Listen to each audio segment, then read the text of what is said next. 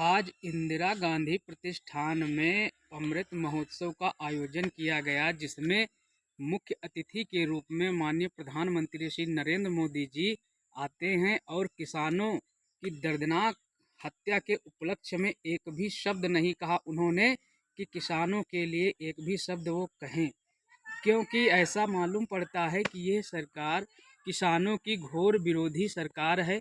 ये अगर जो किसानों के हित में बात कर रहे होते तो एक बार उस लखीमपुर खीरी की घटना को लेकर के एक बार इनको बात अपनी रखनी चाहिए थी, लेकिन वो रख सकते थे। इससे यही मालूम होता है कि इस सरकार ने ना तो कभी किसानों का भला किया होगा और ना ही इससे कोई आशा की जा सकती है कि ये आगे आने वाले भविष्य में किसानों की हितैषी बनकर रहेगी।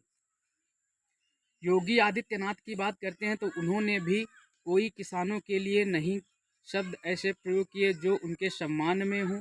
इन्होंने अपनी बर्बरता के आगे उन किसानों की हत्याओं को भुला दिया जो केंद्रीय मंत्री अजय मिश्रा टेनी के लड़के आशीष मिश्रा की गाड़ी से हुई है।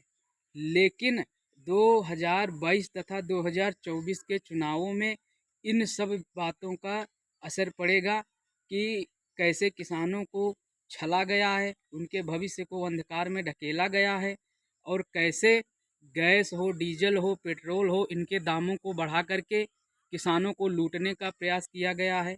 2022 तक इनका लक्ष्य था कि आमदनी दोगुनी होगी, लेकिन उसके विपरीत काम करते हुए इन्होंने कहा कि आय तो दोगुनी होगी, लेकिन आय तो दोगुनी नहीं हुई, लेकिन जो किसानों के पास जो भी पूंजी थी वो इनकी महंगाई में वो सब समाप्त हो गई है। तो आने वाले समय में हाथ जोड़कर निवेदन है, ना तो मैं किसी पार्टी से संबंध रखता हूँ, ना ही मैं किसी पार्टी का सदस्य हूँ।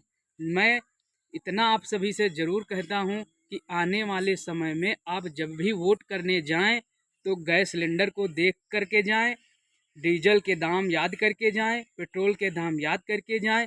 लखीमपुर जैसी घटनाएं जो पूर्व में हुई हैं उन सबको ध्यान रखते हुए जाएं, क्योंकि इस सरकार में किसानों की हितैषी बन पाना बस की बात नहीं है।